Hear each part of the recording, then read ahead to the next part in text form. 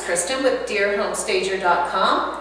Right now I'm going to demonstrate how to paint. I'm going to be doing a small area to show you some tips and techniques. First of all, this wall has already been cleaned and prepped. And what I mean by that is the face plate for the electrical is removed. And we've wiped down all of the trim and the walls to remove any dust and possible grease that are on there so that the paint will lay nicely. Now I'm going to take the painter's tape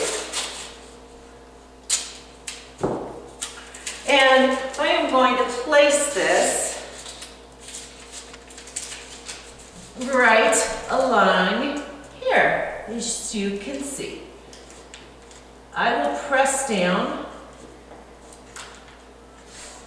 on that ridge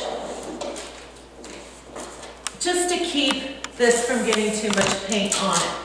Now later we will be going along and painting this white, but you don't want paint splatters all over your trim either, so that will help. Here is the paint we have chosen. I'm going to use the handy dandy paint lid remover.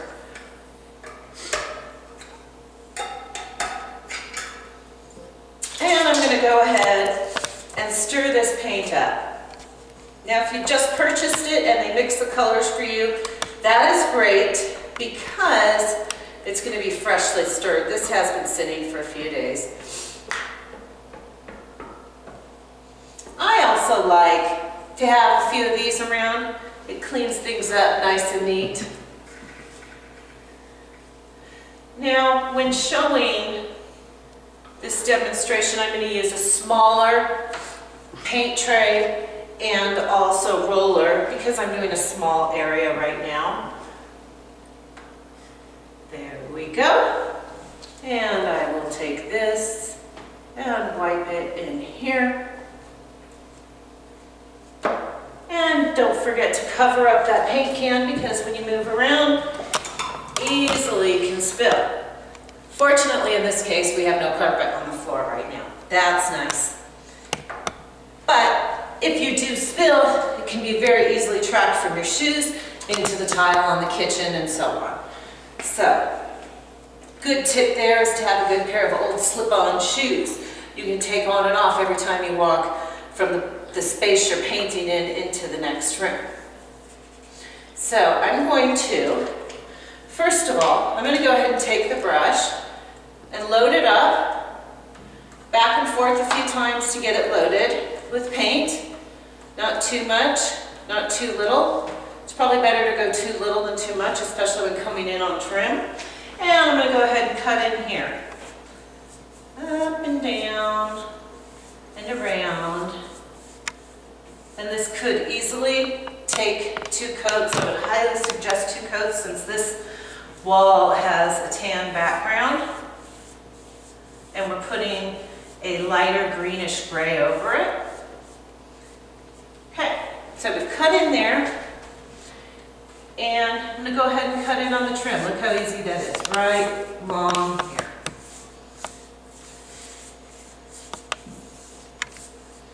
Now that I've done that, I would go ahead and do the entire room.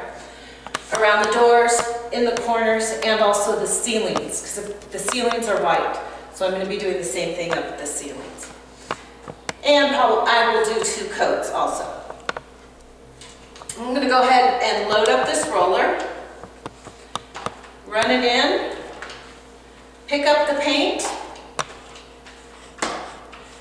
and roll it several times, as you can see here, so it evenly disperses over the roller. And that may take a couple times.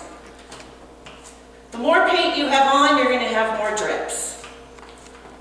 So, now, when you go ahead and lay the paint on the wall, you don't want to just go straight up and down because you're going to get streaks and lines.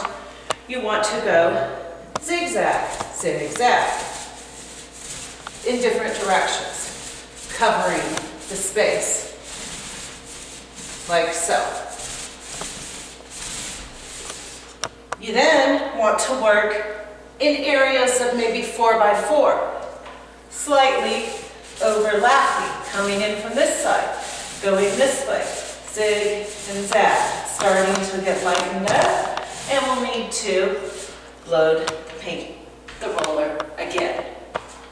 You're going to repeat this and repeat it all around the room. Once it dries, you'll want to stand back and most likely, in some cases, do a second coat. I like 2 coats. It covers up those areas that it didn't lay down all the way that you don't see and really gives a vibrant color. You can also use a primer. The primer can be tinted to the color of your paint. So you can spend your time laying down that primer. It's already, let's say, this gray-green color, and then come over with 1 coat of paint. That's a really good idea if you have oil or water spots and such on the back of your wall. So hope that was helpful. Thank you for joining, and there are more tips on dearhomestager.com. I hope you visit me, and have a nice day. Thanks.